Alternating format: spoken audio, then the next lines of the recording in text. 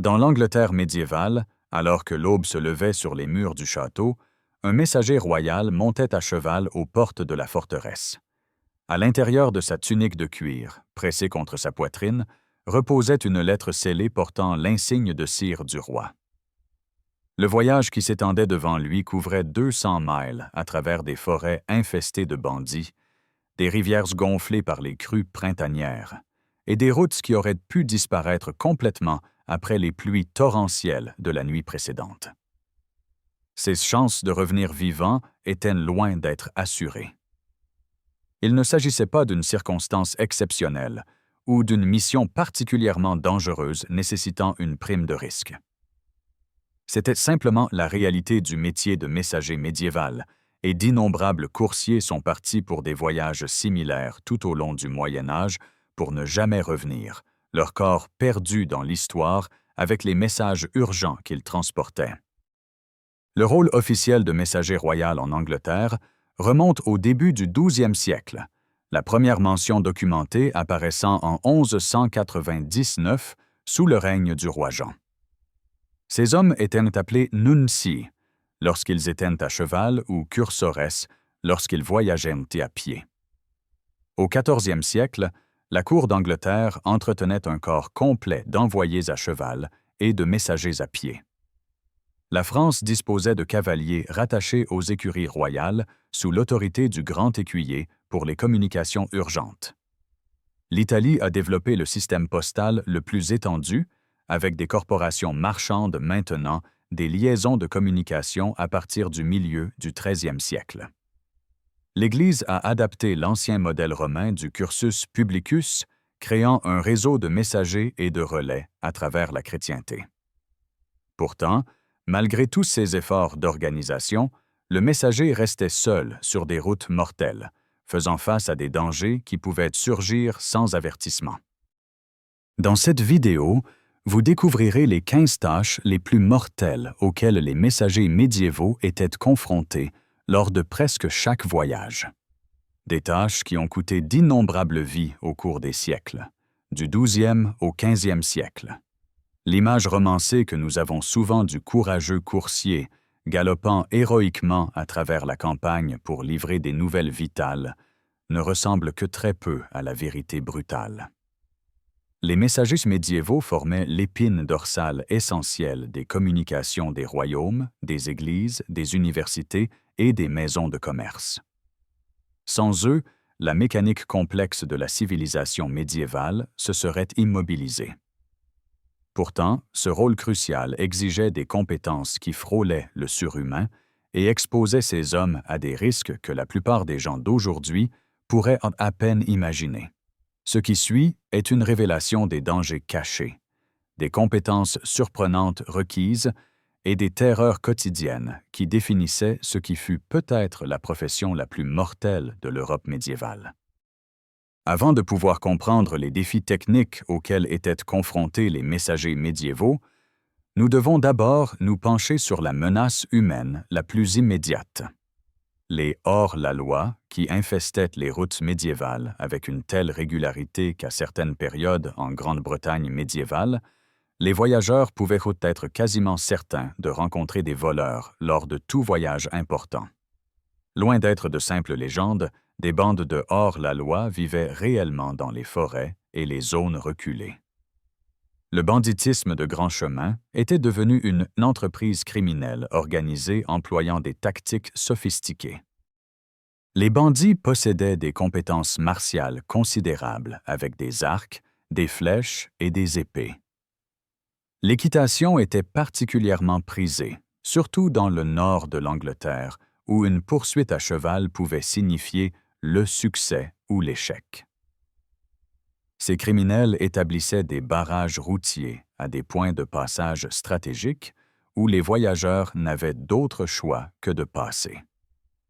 Plus insidieusement encore, les bandits de grand chemin entretenaient des réseaux d'espions dans presque toutes les auberges et tavernes le long des routes principales, surveillant les voyageurs fortunés et envoyant des informations à l'avance sur les cibles approchant. Des points chauds géographiques existaient dans toute l'Europe médiévale.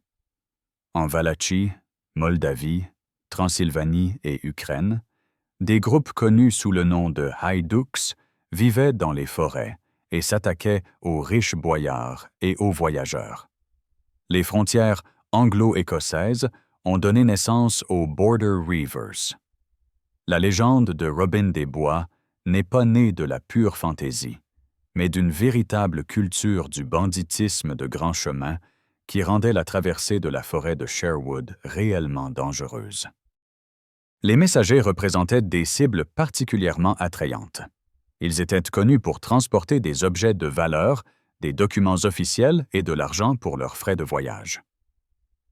Même lorsque les messagers transportaient des décrets royaux qui les protégeaient théoriquement, les hors-la-loi désespérés considéraient souvent ces protections comme sans valeur. Le moment de la rencontre, en entendant des bruits de sabots se rapprocher par derrière sur une route forestière solitaire, forçait à des décisions en une fraction de seconde.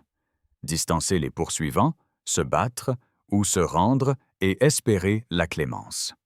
Pour le messager médiéval, chaque tronçon de route déserte représentait une embuscade potentielle à laquelle il pourrait n'y avoir aucune échappatoire. Ayant survécu aux prédateurs humains, les messagers faisaient alors face à un ennemi peut-être encore plus implacable: les routes elles-mêmes. La plupart des routes médiévales se composaient de surfaces non pavées, faites de pierres, de gravier, d'herbes ou de terre battue.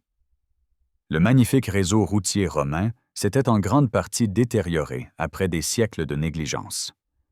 Bien que de nombreuses anciennes routes romaines aient continué à être utilisées tout au long de la période médiévale, leur état s'était considérablement dégradé par rapport aux merveilles d'ingénierie qu'elles étaient autrefois.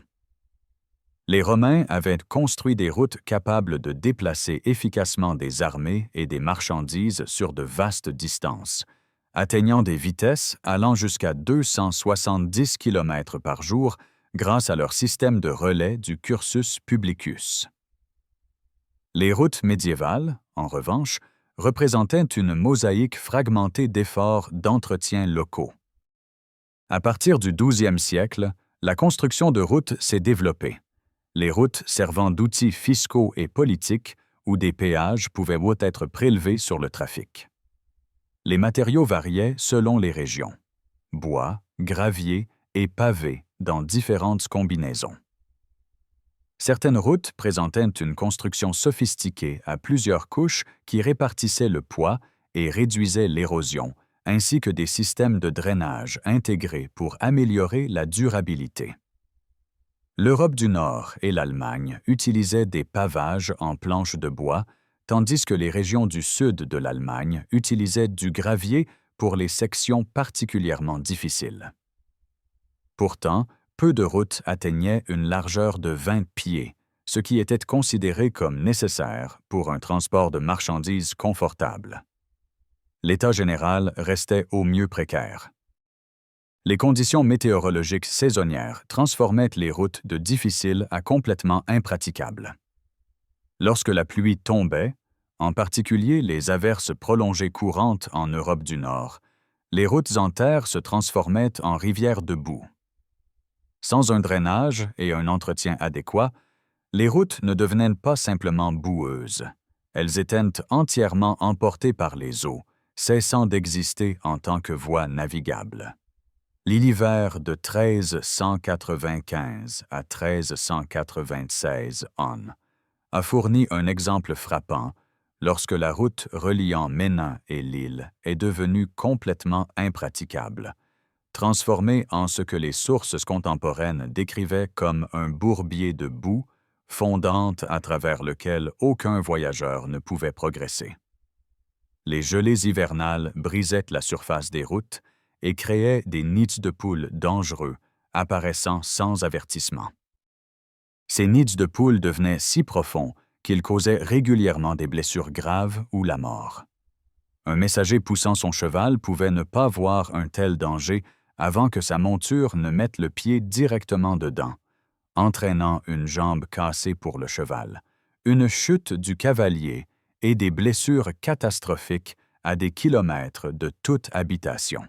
Lorsque la neige tombait abondamment, les routes devenaient tout simplement impossibles à localiser. Tous les points de repère disparaissaient, laissant même les voyageurs expérimentés complètement désorientés. L'entretien des routes incombait aux autorités locales par le biais de systèmes d'obligation de travail. La qualité variait énormément.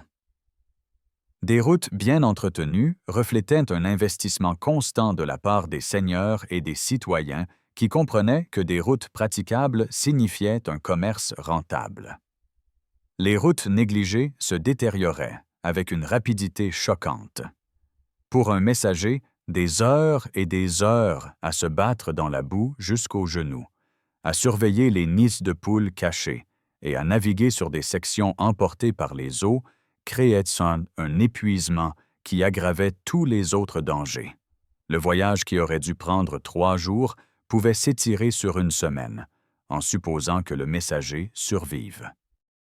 Bientôt, nous nous tournerons vers un autre défi mortel qu'aucun messager ne pouvait éviter: la traversée des rivières et des cours d'eau qui sillonnaient le paysage médiéval.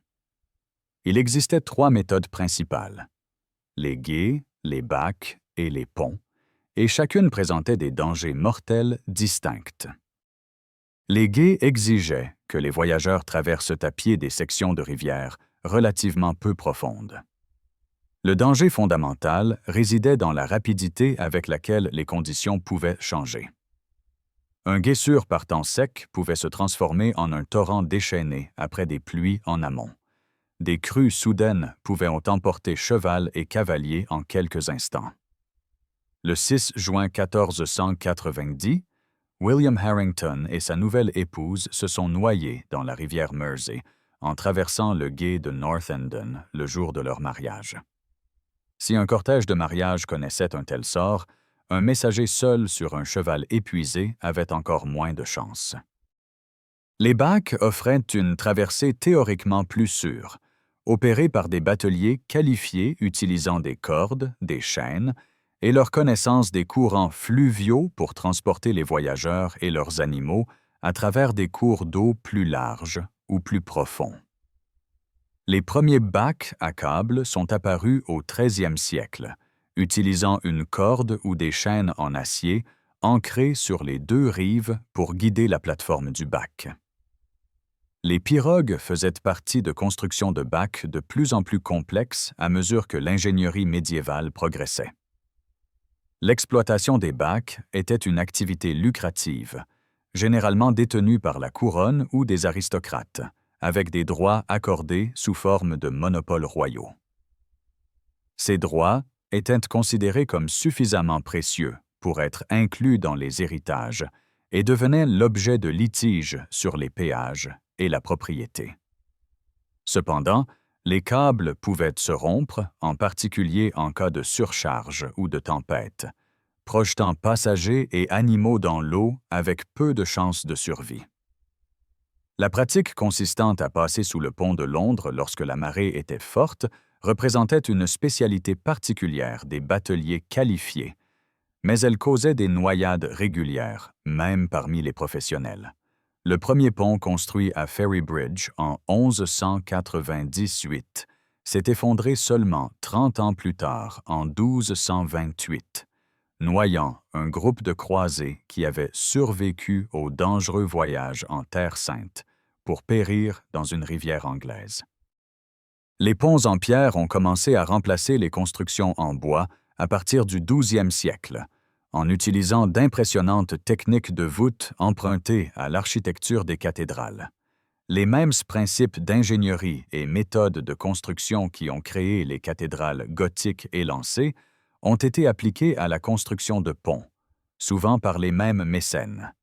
De riches nobles et des dignitaires de l'Église qui finançaient la construction de ponts comme des actes de service public et des démonstrations de piété. Pourtant, la construction de ponts en pierre restait coûteuse et techniquement difficile, et tous les ponts n'étaient pas construits selon les mêmes normes rigoureuses que les cathédrales. Certains étaient des structures magnifiquement conçues qui sont encore debout aujourd'hui. D'autres étaient des pièges mortels mal construits, attendant de s'effondrer. Certaines structures comportaient des sections de levage mécanique, des ponts-levis qui devaient être abaissés pour le passage, généralement après le paiement d'un péage. Mais ces mécanismes pouvaient tomber en panne, faisant potentiellement chuter une section de pont alors que des voyageurs s'y trouvaient, ou piégeant les voyageurs du mauvais côté d'une barrière soudainement infranchissable.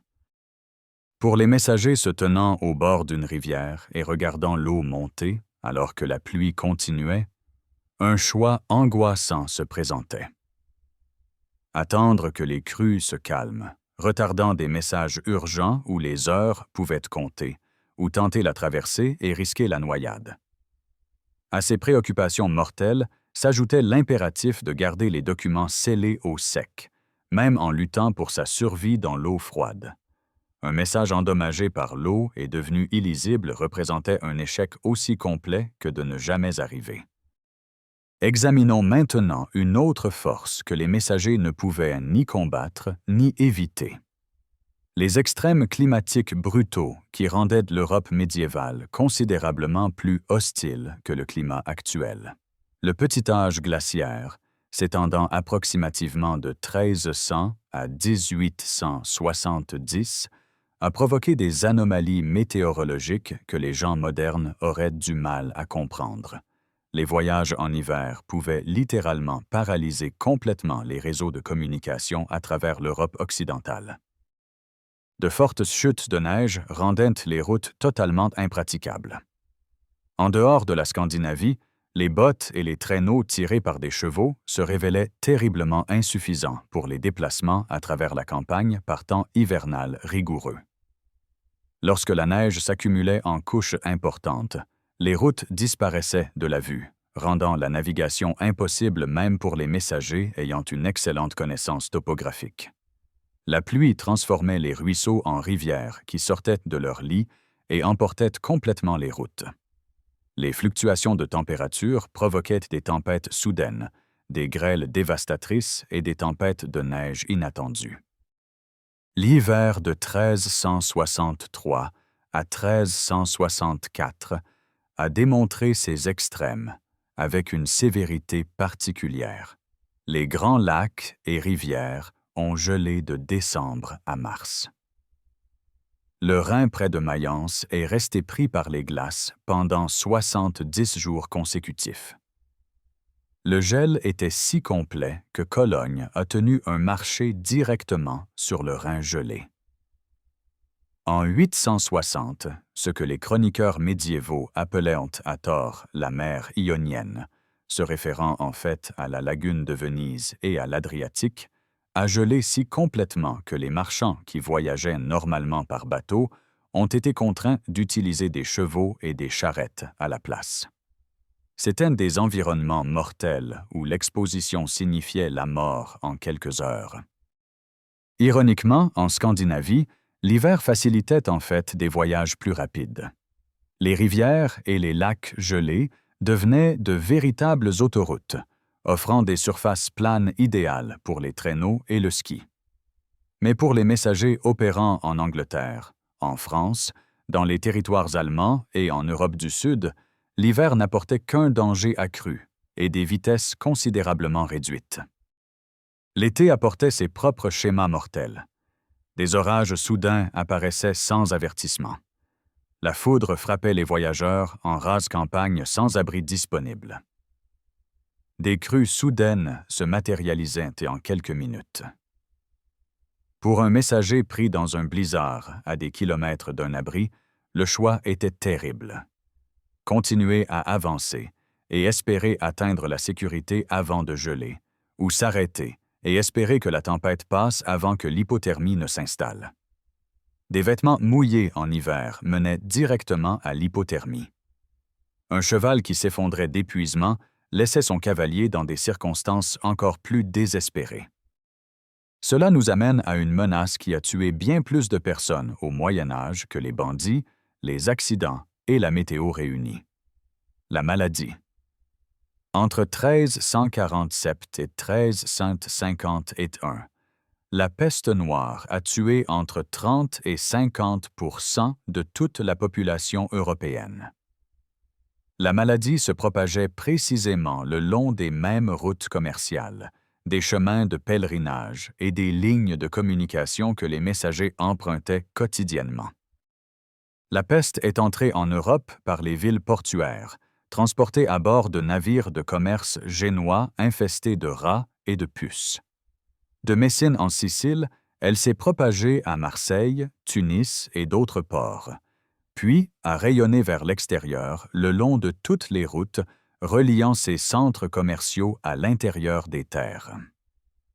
Les messagers, de par la nature de leur profession, parcouraient exactement ces itinéraires, séjournant dans les mêmes auberges, buvant au même puits et mangeant dans les mêmes tavernes que les marchands et pèlerins infectés qui transportaient la pestilence sans le savoir. Au-delà de la peste, les voyageurs médiévaux faisaient face à la dysenterie, la lèpre, la variole, la rougeole, la tuberculose et de nombreuses autres maladies. La maladie se propageait par les sources d'eau contaminées, ce qui signifiait que chaque ruisseau ou puits représentait une infection potentielle. La mauvaise hygiène dans les auberges créait des réservoirs concentrés de pathogènes. La surpopulation forçait les voyageurs à un contact étroit avec les malades. La conservation primitive des aliments entraînait des intoxications alimentaires régulières qui pouvaient invalider ou tuer les voyageurs loin de toute aide. La compréhension médicale médiévale n'offrait aucune défense. On croyait que la maladie résultait d'une punition divine, du mauvais air ou de déséquilibre des humeurs. Les traitements allaient de remèdes à base de plantes inutiles à des saignées et des purges activement nocives qui affaiblissaient les patients malades. La prière représentait la réponse la plus courante à une maladie grave. Pour les messagers, une incertitude terrifiante accompagnait chaque étape d'un voyage. En arrivant dans une auberge après une longue journée de route, cet établissement était-il infesté par la peste? En buvant à un ruisseau, cette eau était-elle contaminée? Lorsque la fièvre frappait en plein voyage, les chances de guérison approchaient de zéro. En voyant une ville arborant des drapeaux de peste, un messager pouvait tout de même être tenu d'y entrer. Il n'y avait pas de congé maladie, pas d'assurance médicale, pas de filet de sécurité. L'attente restait claire. Livrer le message ou mourir en essayant. Ce qui distinguait les messagers médiévaux de pratiquement tous les autres types de voyageurs devient clair lorsque nous examinons le rythme brutal qu'ils maintenaient. Les marchands parcouraient peut-être 35 à 40 miles par jour, ne voyageant que de jour. Un homme seul à cheval pouvait couvrir 27 à 25 miles par jour. Même les riches fonctionnaires qui pouvaient changer de chevaux quotidiennement parcouraient généralement 30 à 40 miles par jour. Les messagers médiévaux, en revanche, parcouraient en moyenne 55 à 60 miles par jour, voyageant de jour comme de nuit, avec des cas exceptionnels atteignant 100 miles lorsque des changements de chevaux étaient disponibles. La vitesse de livraison ne dépendait pas principalement des chevaux, mais de l'endurance du messager lui-même. Les systèmes de relais, lorsqu'ils existaient, exigeaient que les messagers restent éveillés à travers plusieurs changements de chevaux. Le roi Édouard IV a établi un système de messagers à cheval pendant les guerres avec les Écossais qui postaient des chevaux frais tous les 20 miles, mais c'était exceptionnel et extrêmement coûteux. Pour la grande majorité des messagers, il n'y avait pas de relais. Le même homme qui partait était censé arriver, peu importe la distance ou les conditions. La recherche médicale moderne a documenté les effets dévastateurs de la privation de sommeil. Le temps jusqu'à l'épuisement diminue lorsque le sommeil est supprimé. Les facultés mentales se détériorent. La vigilance s'estompe, le jugement est altéré, la conscience de la situation s'évapore, la mémoire fait défaut. Un messager privé de sommeil pouvait encore être physiquement capable de monter à cheval, mais sa capacité à prendre des décisions judicieuses concernant la navigation, l'évaluation du danger ou le choix de l'itinéraire seraient gravement compromises, précisément au moment où de telles décisions pouvaient faire la différence entre la vie et la mort. La compréhension médiévale de l'épuisement rendait le fardeau psychologique encore plus lourd.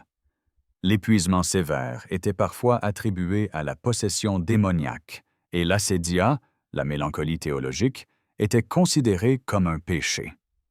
Un individu épuisé pouvait être perçu comme manquant de force mentale pour une vie consacrée à Dieu. Imaginez la réalité. Un messager, lors de sa 2e nuit sans sommeil, commence à avoir des hallucinations. Des micro-sommeils se produisent alors qu'il est à cheval, la conscience s'éteignant avant qu'il ne se réveille en sursaut, évitant de justesse de tomber de sa monture. La douleur physique de forcer le corps à rester éveillé au-delà de l'effondrement naturel devient une torture. Un message urgent signifiait pas de repos avant la livraison, quel que soit le coût physique. Certains ne pouvaient tout simplement pas endurer. Leur corps lâchait ou ils tombaient de leurs chevaux, inconscients. Certains ont été retrouvés morts, encore en selle. En nous tournant maintenant vers la relation entre le messager et son cheval, nous trouvons une dépendance si complète que toute blessure à l'animal pouvait signifier la fin pour les deux. Lorsqu'un cheval boitait, la mission faisait face à un échec immédiat, à moins qu'un remplaçant ne puisse être trouvé. Les chutes de cheval représentaient l'une des causes les plus courantes de blessures graves ou de mort, et les messagers poussant leurs chevaux à des vitesses exceptionnelles sur de mauvaises routes faisaient constamment face à ce danger. Différentes races servaient différentes fonctions. Les destriers étaient de lourds chevaux de guerre, trop lents pour le travail de messager. Les coursiers étaient appréciés pour leur vitesse, idéaux pour le service de messagerie lorsqu'ils étaient disponibles. Les roncins servaient de chevaux de service polyvalents. Les chevaux arabes, ramenés après les croisades, ont contribué par leur gène à l'endurance et à la vitesse des programmes d'élevage européens. Lorsque des systèmes de relais existaient, les messagers étaient appelés cavallari postarus, les cavaliers des postes. La Ligue hanséatique a établi un service monté régulier dès 1274, entretenant des chevaux de poste exclusivement pour le service du courrier. Des stations de poste permanentes étaient construites à environ une journée de voyage l'une de l'autre, comprenant des auberges, des salles publiques et de vastes écuries. Les maîtres de poste locaux livraient les lettres et fournissaient les chevaux, gérant des défis logistiques considérables, programmes d'élevage, approvisionnement en fourrage et personnel suffisant. Mais pour de nombreux messagers, un tel système n'existait pas.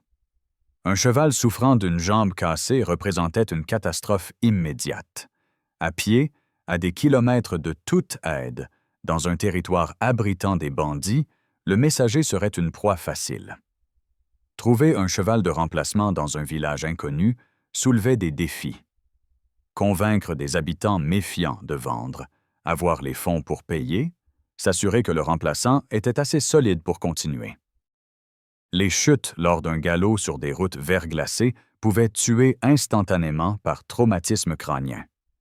Même les chutes non mortelles, loin de toute aide, pouvaient laisser les messagers avec des os cassés qui ne guériraient jamais correctement. Les chevaux pouvaient mourir d'avoir été poussés trop fort, leur cœur lâchant. Cela présentait un calcul terrible. Sauver le cheval en ralentissant, ce qui signifiait ne pas livrer un message urgent à temps ou pousser l'animal à la mort pour accomplir son devoir. Ensuite, nous devons aborder un danger que l'imagination médiévale a exagéré, mais qui posait néanmoins de réelles menaces. Les animaux sauvages, en particulier les loups. L'imagination populaire a dépeint l'Angleterre médiévale comme une nature sauvage grouillant de meutes de loups affamés. La recherche archéologique moderne présente une image plus nuancée. L'analyse des assemblages phoniques révèle que les loups ne représentaient qu'une infime fraction des animaux dans l'Angleterre anglo-saxonne. Les loups préfèrent naturellement les zones sauvages, éloignées des habitations, et s'attaquent généralement aux cerfs, aux élans et aux sangliers plutôt qu'aux humains. Pourtant, une rareté relative ne signifie pas une absence de danger. La littérature anglo-saxonne a constamment associé les loups aux espaces sauvages. Les textes mentionnaient les loups comme des menaces pour la vie humaine principalement lorsque les gens entraient imprudemment seuls dans des territoires désolés. Précisément la situation à laquelle étaient confrontés les messagers. Des menaces documentées existent. En 1445, l'échevin de Rouen a repoussé des loups qui rôdaient le long des murs de la ville. En 1400, des loups ont pénétré dans les limites d'Évreux. En 940, une auberge a été établie à Flixton, dans le Yorkshire, spécifiquement pour protéger les voyageurs des loups, suggérant que dans certaines régions et à certaines périodes, la menace justifiait une réponse institutionnelle. Les populations de loups en Angleterre sont restées suffisamment petites pour être chassées jusqu'à l'extinction à l'époque d'Henri VII. Le roi Édouard Ier a ordonné l'extermination totale des loups dans certains comtés anglais. Dans d'autres parties de l'Europe, en particulier dans les zones montagneuses fortement boisées et reculées, les populations de loups sont restées plus importantes et potentiellement plus dangereuses. Pour les messagers, les voyages de nuit présentaient le plus grand risque. Les loups sont des chasseurs nocturnes, et un cavalier seul sur un cheval fatigué, voyageant à travers une forêt profonde dans l'obscurité, représentait une cible opportuniste. Les chevaux pouvaient sentir les loups avant que les humains ne s'en rendent compte, devenant souvent terrifiés précisément au moment où le cavalier avait le plus besoin de maintenir sa vitesse et sa direction. Cela créait un dilemme dangereux. Voyager de jour lorsque les routes étaient plus sûres face aux loups, mais plus susceptibles d'abriter des bandits. Ou voyager de nuit lorsque les menaces humaines diminuaient, mais les dangers animaux augmentaient. Les meutes de loups suivaient parfois les voyageurs sur des kilomètres, leur hurlement créant une terreur psychologique même lorsqu'ils n'attaquaient jamais. Les messagers portaient des armes pour se protéger, des épées ou des poignards. Mais repousser une meute de loups dans l'obscurité, monté sur un cheval terrifié, mettrait à l'épreuve les compétences de combat de n'importe qui au-delà de leurs limites. Bientôt, nous arrivons à l'un des dangers les plus délibérément ciblés. La menace spécifique posée par la guerre. Les messagers jouaient des rôles critiques dans les opérations militaires médiévales, servant de lien de communication essentiel entre les commandants sur le champ de bataille, les armées de campagne et les cours royales, et les forces alliées. Les messages écrits transportés par les coursiers contenaient exactement les renseignements que les ennemis voulaient désespérément. Mouvements de troupes, situations d'approvisionnement, plans de bataille, négociations diplomatiques et alliances secrètes. Les messagers capturés faisaient face à la torture pour extraire des informations, suivies de l'exécution. Le sort de Sir Thomas Turberville illustre ces dangers. Turberville fut capturé par les Français au siège de Reims pendant la campagne de Gascogne, qui a commencé en 1294. Il fut libéré en échange de son accord pour espionner pour la France contre l'Angleterre. Lorsque sa trahison fut découverte en 1295, il fut pendu. Attrapé parce que des fonctionnaires royaux avaient intercepté une lettre de sa propre main détaillant ses activités d'espionnage. Le cas démontre à la fois la valeur accordée aux communications interceptées et les conséquences graves pour ceux qui étaient pris à transporter des messages sensibles. Pendant les batailles, les messagers naviguaient à travers un chaos qui défiait toute description. Imaginez la réalité. Traverser un champ de bataille alors que les flèches volaient au-dessus. Éviter les zones de combat au corps à corps. Essayer de localiser des commandants spécifiques parmi des milliers d'hommes armés. Les armées médiévales positionnaient des étendards, de grandes bannières, près des commandants pour marquer leurs emplacements. Celles-ci permettaient aux messagers d'identifier où ils devaient aller, mais attiraient également l'attention de l'ennemi. Les messagers chevauchant vers les étendards se dirigeaient vers les zones les plus dangereuses. La guerre de siège créait ses propres cauchemars.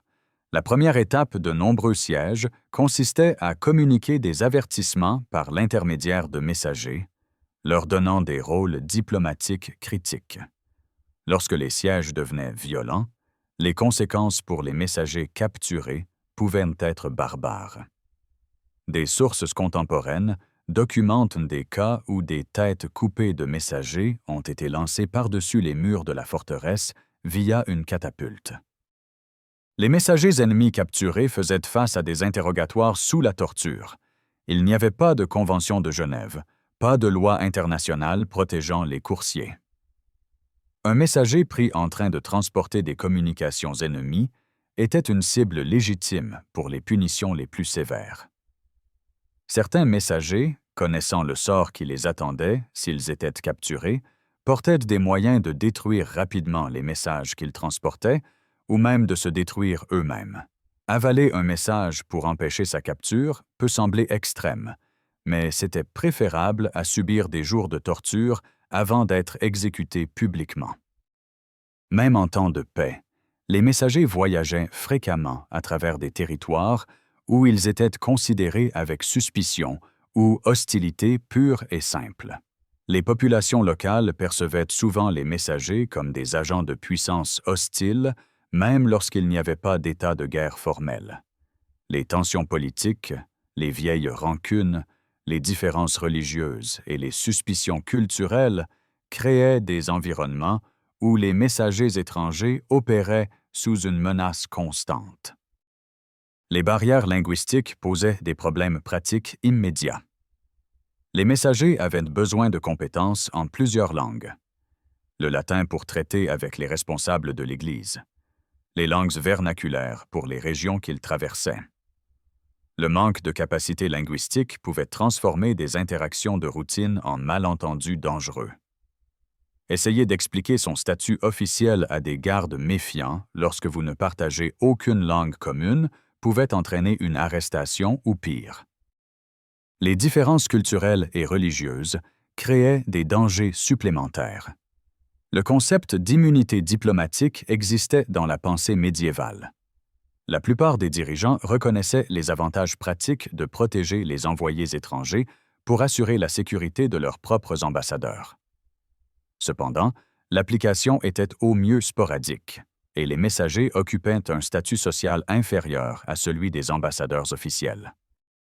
Les messagers étaient souvent tenus de recueillir des informations sur leur environnement. Observer les préparatifs militaires, noter les conditions économiques, rendre compte des situations politiques. Cette collecte de renseignements les faisait passer pour des espions aux yeux des autorités locales méfiantes. La différence entre un messager observant légitimement et un espion recueillant des renseignements était souvent invisible pour les observateurs extérieurs. Certaines régions refusaient entièrement toute assistance. Aucune auberge ne fournirait de logement, aucune écurie ne louerait de chevaux. Cela forçait les messagers à dormir à la belle étoile, augmentant l'exposition aux intempéries et aux animaux sauvages, tout en les rendant plus vulnérables au vol. Arriver dans une ville étrangère après la tombée de la nuit, faire face au regard hostile des habitants dont vous ne comprenez pas la langue, essayer de trouver quelqu'un disposé à fournir un abri, c'étaient des expériences terrifiantes. Se voir refuser l'entrée aux portes de la ville pouvait vous laisser exposé dans un territoire dangereux sans alternative. Certains messagers étaient emprisonnés sur de vagues accusations d'espionnage, croupissant dans des donjons étrangers pendant que leurs employeurs tentaient de négocier leur libération par des canaux diplomatiques qui avançaient avec une lenteur glaciaire. Considérons maintenant une catégorie de dangers qui combinait la construction humaine avec les forces naturelles, les défaillances catastrophiques de l'infrastructure médiévale. Contrairement aux nations modernes où les codes du bâtiment et les inspections de sécurité créent des attentes raisonnables que les ponts ne s'effondreront pas, l'infrastructure médiévale existait dans un état de quasi-défaillance perpétuelle, maintenu par un entretien minimal et la chance. Les ponts anglo-saxons étaient initialement construits en bois, qui pourrissaient, brûlaient et s'effondraient. Du XIIe au XVe siècle, des programmes ambitieux ont cherché à remplacer les ponts en bois par des structures en pierre. Cependant, alors que les grands ponts bénéficiaient de la supervision d'experts maîtres maçons, tous les projets de ponts ne jouissaient pas de la même expertise ou des mêmes ressources. La qualité de la construction variait énormément. Certains étaient des structures magnifiquement conçues qui sont encore debout aujourd'hui. D'autres étaient des pièges mortels attendant de s'effondrer. Les ponts-levis ajoutaient une complexité mécanique aux défis structurels. Ils comportaient des sections de pont-levis abaissées après le paiement d'un péage. Les mécanismes pouvaient tomber en panne, faisant potentiellement chuter une section de pont alors que des voyageurs s'y trouvaient. Les systèmes de drainage essentiels à la longévité des routes étaient souvent négligés. Lorsque les fossés de drainage n'étaient pas nettoyés, l'eau s'écoulait sur la surface de la route, accélérant l'érosion jusqu'à ce que les routes soient littéralement emportées. Les relais et les auberges pouvaient être détruits par des tempêtes, des incendies, ou abandonnés en raison de pression économique sans système de notification. Un messager planifiant son itinéraire en se basant sur l'existence d'un relais pouvait arriver pour trouver des ruines calcinées sans alternative à des kilomètres. Les effondrements d'auberges pendant les tempêtes tuaient des voyageurs qui pensaient avoir atteint la sécurité. Se tenir devant un pont en pierre en entendant des craquements sinistres, essayer de juger si la structure supporterait le poids combiné du cavalier et du cheval, forçait à des évaluations de risque en une fraction de seconde avec des conséquences potentiellement fatales. La nature urgente des messages transportés signifiait que faire demi-tour ou accepter des retards pouvait avoir des conséquences aussi graves que la mort. Pourtant, le messager qui avançait sur une infrastructure défaillante pouvait tout simplement ne jamais arriver. Ce qui suit est un examen d'un danger moins immédiatement mortel que la noyade ou les attaques de bandits, mais potentiellement tout aussi destructeur pour la mission. Le système complexe est souvent corrompu de péages, de douanes et de points de contrôle qui parsemaient les routes de voyage médiévales. Les péages routiers étaient répandus tout au long de la période médiévale, constituant d'importantes sources de revenus positionnés stratégiquement aux ponts, aux portes, aux cols de montagne et sur les principales routes commerciales. Différents types de péages existaient, avec des degrés de légitimité variables. Les péages justes étaient théoriquement ceux perçus en compensation d'un service public fourni, comme l'entretien d'un pont. Les péages injustes étaient ceux perçus contrairement à la coutume, ou lorsqu'aucun service n'était rendu, essentiellement de l'extorsion légalisée par quiconque détenait le pouvoir local. Le système était truffé de tentatives d'évasion et nécessitait des efforts constants de mise en application. Des fouilleurs étaient nommés pour lutter contre la contrebande. Des contrôleurs tenaient des registres en double pour vérifier que les collecteurs déclaraient honnêtement les collectes. Pour les messagers, les défis liés au péage opéraient à plusieurs niveaux. Un garde de point de contrôle exigeant un paiement pouvait créer des situations impossibles. De nombreux messagers transportaient peu ou pas d'argent, leur valeur résidant dans le message transporté. Montrer un sceau royal pouvait assurer le passage, ou non, selon que le garde choisissait de reconnaître de telles lettres de créance. Les collecteurs de péages corrompus exigeaient parfois un paiement indépendamment des exemptions officielles, calculant que les voyageurs pressés par le temps paieraient plutôt que de discuter. Certains points de contrôle servaient un double objectif de poste de collecte de renseignements, avec des gardes surveillant les messagers transportant certains types de communication. Un messager porteur de documents scellés, marqués d'insignes particuliers, pouvait être détenu pour interrogatoire, voir ses documents confisqués ou faire face à une arrestation sur des accusations vagues. La pression du temps inhérente au travail de messager signifiait que chaque retard rendait les messages plus proches de l'inutilité. Les ordres militaires arrivant après la fin des batailles ne servaient à rien. Le choix entre payer un péage exorbitant et trouver un itinéraire alternatif dangereux forçait à des calculs de risque. Certains points de péage étaient positionnés là où aucune alternative pratique n'existait. Un pont étroit sur une gorge profonde, la seule porte à travers un mur de ville. Les gardes à de tels endroits pouvaient exiger pratiquement n'importe quoi, sachant que les voyageurs n'avaient d'autre choix que de se conformer ou de faire demi-tour. Alors que la nuit approchait et que l'épuisement montait, les messagers faisaient face à une autre catégorie de danger. Trouver un endroit pour dormir qui ne les ferait pas voler, assassiner ou rendre malades.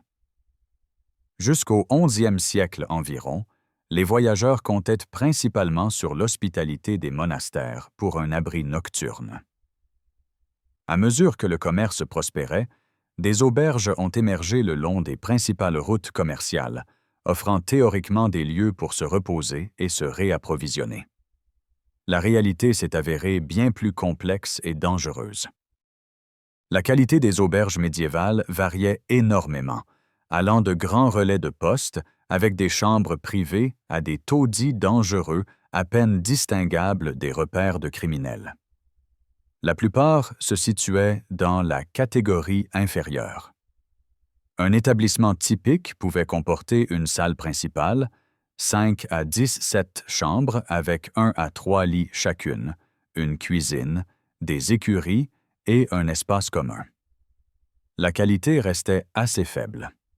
Des lits de paille dans une arrière-salle représentaient un hébergement standard. La nourriture et la boisson reflétaient les ressources locales. Les tavernes offraient de l'âle, de la bière, de l'hydromel et du vin aux côtés de pain, de fromage et de viande séchée. Les auberges servaient du potage, un ragoût épais, avec du pain et du fromage. L'intoxication alimentaire due à une conservation primitive et à une mauvaise préparation représentait un risque constant. La contamination de l'eau signifiait que les boissons alcoolisées étaient souvent plus sûres que l'eau de puits, mais cela créait des problèmes pour les voyageurs qui devaient rester alertes. La prétendue sécurité des auberges s'est avérée illusoire. La réputation d'une auberge représentait son atout le plus précieux. Un seul incident de vol ou de violence pouvait ruiner le nom d'un établissement. Cela incitait à une exploitation honnête, mais signifiait également que les crimes devaient être dissimulés. Un voyageur assassiné dans son sommeil et discrètement éliminé pourrait ne jamais être lié à une auberge particulière, surtout si le voyageur était un messager loin de chez lui, dont la disparition pourrait être attribuée à d'autres dangers. Le réseau de renseignement entretenu par les bandits de grand chemin comprenait des espions dans les auberges surveillant les arrivées fortunées. Un messager montrant des documents officiels se marquait immédiatement comme une proie potentiellement précieuse. Dormir d'un œil, garder les messages cachés sur soi et maintenir une vigilance constante devenaient des compétences de survie nécessaires. Les voleurs experts en crochetage de serrures pouvaient entrer dans des chambres prétendument sécurisées. La nourriture ou la boisson empoisonnée pouvait neutraliser les voyageurs, rendant le vol sans effort. Certains aubergistes opéraient de concert avec les bandits. Pourtant, refuser de séjourner dans les auberges disponibles signifiait dormir à la belle étoile, exposé aux intempéries, aux loups et à d'autres dangers. Le choix auquel un messager épuisé était confronté à la tombée de la nuit. Dormir dans une auberge douteuse où un vol pourrait se produire, ou continuer à voyager toute la nuit bien qu'à peine capable de rester conscient, représentait une autre décision impossible. Au-delà de la protection de leur propre vie, les messagers portaient la responsabilité de sauvegarder des communications qui pouvaient valoir plus que de l'or, des ordres militaires qui pouvaient déterminer l'issue des batailles, une correspondance diplomatique qui pouvait empêcher ou déclencher des guerres, des secrets commerciaux qui pouvaient faire ou défaire des maisons de commerce, des décrets religieux qui pouvaient excommunier des souverains. Le message lui-même représentait la raison de tout ce dangereux voyage. Et un messager qui arrivait en sécurité mais avec un message compromis, endommagé ou perdu, avait échoué tout aussi complètement que celui qui n'arrivait jamais. Plusieurs niveaux de sécurité protégeaient les messages médiévaux importants. Les lettres étaient soigneusement pliées et scellées avec de la cire pour empêcher toute manipulation ou lecture non autorisée. Les sceaux eux-mêmes servaient de fonction d'authentification. Des symboles distinctifs, des insignes royaux ou des devises personnelles pressées dans la cire permettaient aux destinataires de vérifier que les messages provenaient bien de leurs expéditeurs présumés et n'avaient pas été altérés. Forger un sceau de cire convaincant nécessitait l'accès à l'instrument de sceau réel ou une habileté exceptionnelle.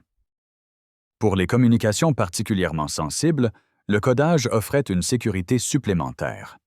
Les messages pouvaient être écrits en utilisant des motifs secrets ou un langage spécialisé nécessitant la connaissance de codes ou de chiffres spécifiques pour être déchiffrés.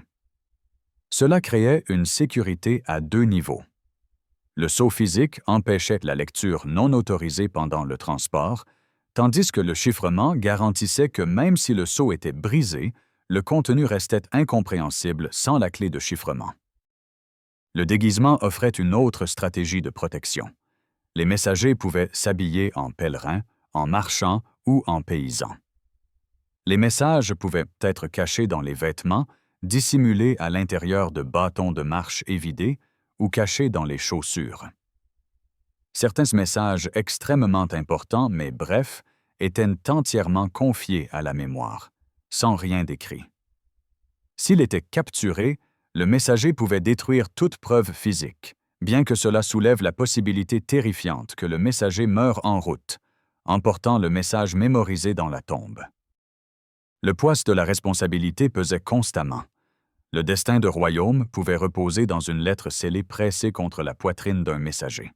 Vérifier le sceau de manière obsessionnelle, est-il toujours intact, devenait un comportement compulsif né de la nécessité professionnelle.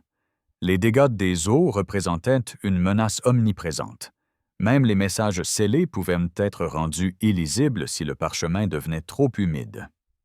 Le feu pouvait consumer des communications irremplaçables en quelques secondes. Le vol par des parties intéressées par le renseignement pouvait compromettre des stratégies diplomatiques ou militaires entières. En temps de conflit, les forces ennemies chassaient spécifiquement les messagers transportant des communications marquées de sceaux particuliers. Les messages interceptés pouvaient fournir des avantages stratégiques décisifs. S'il était capturé, un messager faisait face au terrible choix de détruire ou non le message avant qu'il ne puisse être lu, en l'avalant, en le brûlant, en dispersant les morceaux déchirés, sachant qu'une telle destruction pourrait être le dernier acte avant la torture et l'exécution. Une livraison manquée entraînait le déshonneur, la punition et possiblement l'exécution. Les enjeux professionnels et personnels auraient difficilement pu être plus élevés. Réussir et recevoir un paiement. Échouer et faire face à la ruine ou à la mort. Enfin, nous arrivons à la vérité fondamentale qui sous-tendait tous les autres dangers. La profession exigeait des capacités physiques et mentales qui dépassaient les limites humaines normales. La combinaison de toutes les menaces précédemment discutées, bandits, routes dangereuses, traversées de rivières, conditions météorologiques extrêmes, maladies, privations de sommeil, accidents de cheval, animaux sauvages, captures en temps de guerre, territoires hostiles, défaillance des infrastructures, retards au point de contrôle, hébergement dangereux et sécurité des messages créaient une accumulation de stress et de danger qu'aucun humain ne pouvait raisonnablement être censé supporter à plusieurs reprises. Considérez les exigences réelles. Parcourir 55 à 60 miles par jour en moyenne, dans toutes les conditions météorologiques et tous les types de terrain, de jour comme de nuit, avec un sommeil minimal.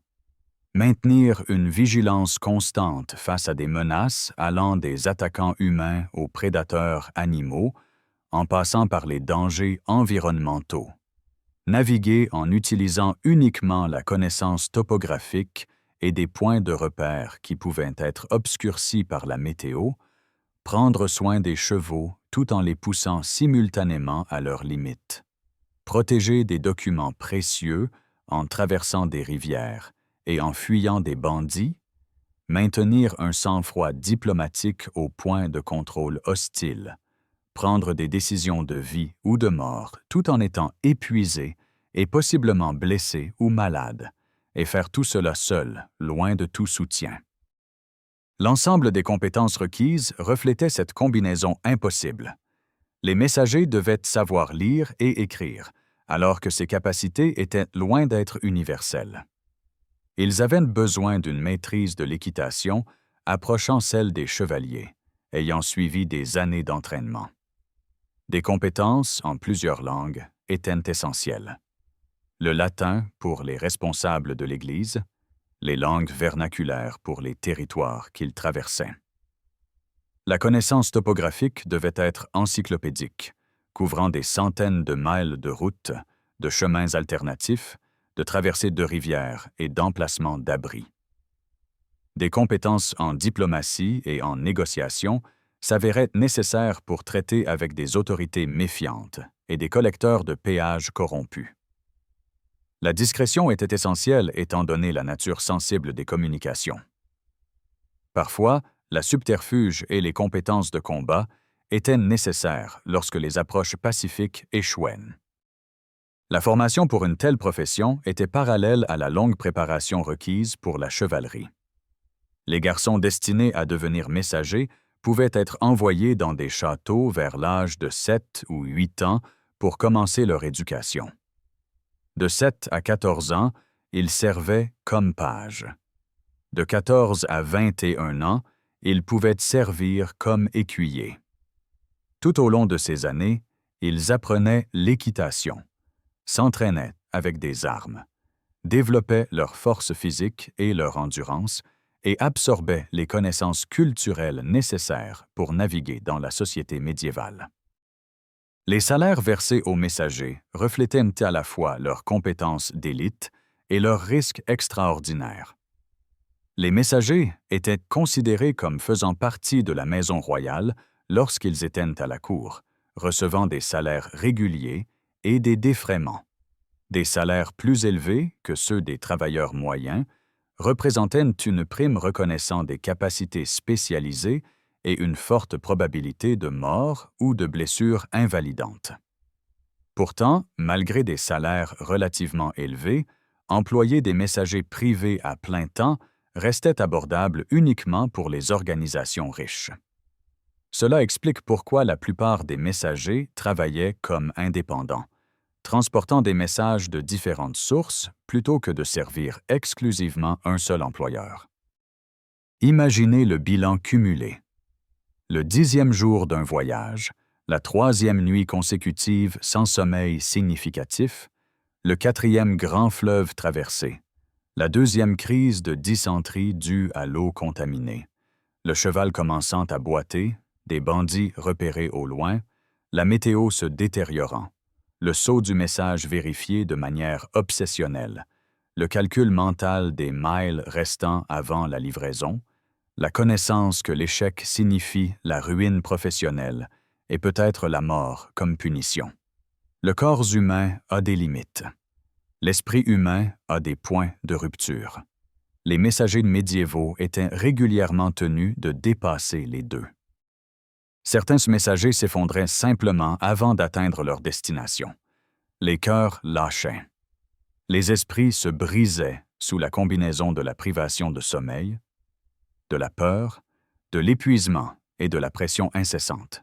Les corps succombaient aux blessures accumulées, aux maladies non traitées et à la pure impossibilité des exigences.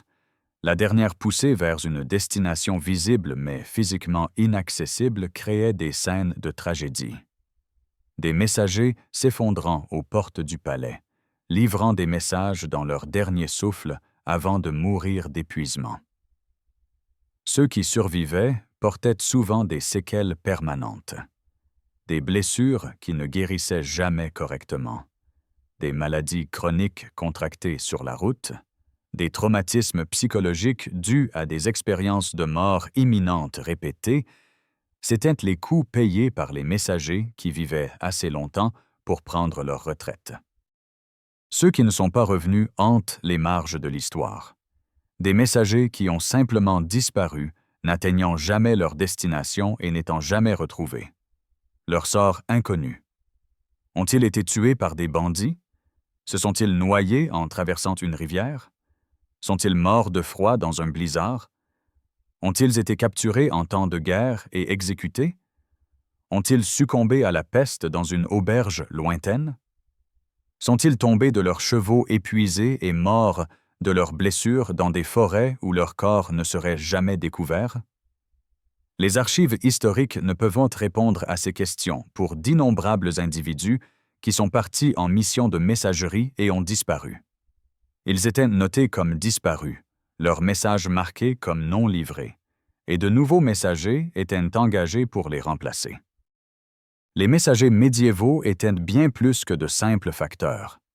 C'étaient des professionnels d'élite hautement qualifiés, opérant à la limite absolue des capacités humaines, faisant face à des taux de mortalité que nous pouvons à peine comprendre de notre perspective moderne de systèmes de communication sûrs et fiables. Chacune des 15 tâches mortelles que nous avons examinées serait intimidante en soi. Pourtant, les messagers médiévaux n'étaient pas confrontés à un seul de ces défis, mais à tous, souvent au cours d'un seul voyage. La nature fragmentée de l'infrastructure de communication médiévale contraste fortement avec les systèmes unifiés qui l'ont précédé.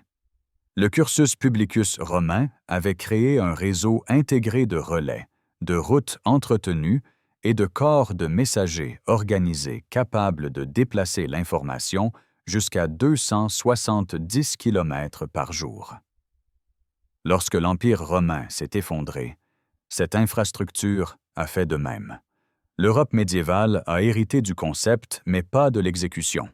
Les royaumes, les églises, les maisons de commerce et les villes individuelles ont créé leur propre réseau limité, mais il n'existait aucun système complet garantissant aux messagers un accès fiable à des chevaux frais, un hébergement sûr, des routes entretenues ou un passage protégé.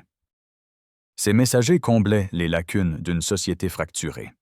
Ils transportaient des communications entre des royaumes engagés dans une diplomatie délicate, à travers des champs de bataille où les commandants avaient besoin de renseignements en temps réel, à travers des territoires hostiles où les tensions religieuses et politiques rendaient chaque passage de frontière dangereux, et entre des centres commerciaux où l'information pouvait faire la différence entre le profit et la ruine. Leur succès a permis à la civilisation médiévale de fonctionner malgré des dangers constants. Les réseaux commerciaux dépendaient des messagers transportant des contrats. Les campagnes militaires comptaient sur les messagers pour la coordination. Les relations diplomatiques exigeaient des messagers pour transporter des traités et des décrets royaux. L'administration religieuse à travers la chrétienté demandait des messagers pour transporter les bulles papales et les documents de l'Église. En regardant en arrière de notre perspective moderne, où l'envoi d'un message instantané à quelqu'un à l'autre bout de la planète ne nécessite rien de plus que de taper sur un clavier, il devient presque impossible d'imaginer le monde dans lequel ces messagers vivaient. Nous oublions que le transfert d'informations nécessitait autrefois un véritable sacrifice humain. Chaque message de routine que nous envoyons aujourd'hui descend d'une tradition où des gens sont morts pour déplacer l'information d'un endroit à un autre. Lorsque nous nous plaignons de connexions Internet lentes ou de livraisons d'emails retardées, il est bon de se rappeler que nos prédécesseurs médiévaux mesuraient la vitesse de communication non pas en millisecondes, mais en semaines. Et ils payaient pour cette communication non pas avec des frais de service mensuels, mais parfois avec leur vie. Les services de messagerie modernes, les systèmes postaux et les valises diplomatiques tirent tout leur lignée de ces messagers médiévaux. Le service officiel des messagers du roi existe toujours au Royaume-Uni, un descendant institutionnel direct du système de messagers royaux médiévaux qui est apparu pour la première fois dans les archives officielles sous le règne du roi Jean en 1199. L'infrastructure de communication dont nous jouissons aujourd'hui, la capacité de coordonner des activités complexes sur de vastes distances, l'attente que les messages arriveront rapidement et de manière fiable. Tout cela a été construit sur une fondation faite des sacrifices des messagers médiévaux qui ont chevauché vers des dangers qu'ils savaient pouvoir les tuer, parce que l'information qu'ils transportaient était jugée digne de mourir pour. Merci de m'avoir rejoint dans cette exploration de l'une des professions les plus mortelles de l'histoire médiévale. Si vous avez apprécié de découvrir les dangers cachés et les défis extraordinaires auxquels étaient confrontés les messagers médiévaux, je serais ravi que vous donniez un j'aime à cette vidéo. Partagez-la avec toute personne intéressée par l'histoire médiévale pour aider à faire connaître ces héros oubliés dont le courage et l'endurance ont permis à la civilisation médiévale de fonctionner. Abonnez-vous à la chaîne pour plus d'enquêtes approfondies sur les réalités brutales de la vie médiévale, où nous continuerons à découvrir la vérité derrière les images romancées du passé. Laissez un commentaire avec vos réflexions. Lequel de ces 15 dangers pensez-vous être le plus mortel? Quelles autres professions médiévales devrions-nous explorer dans de futures vidéos? D'ici la prochaine fois, souvenez-vous que chaque message dans le monde médiéval était écrit à l'encre, scellé avec de la cire, et bien trop souvent livré dans le sang.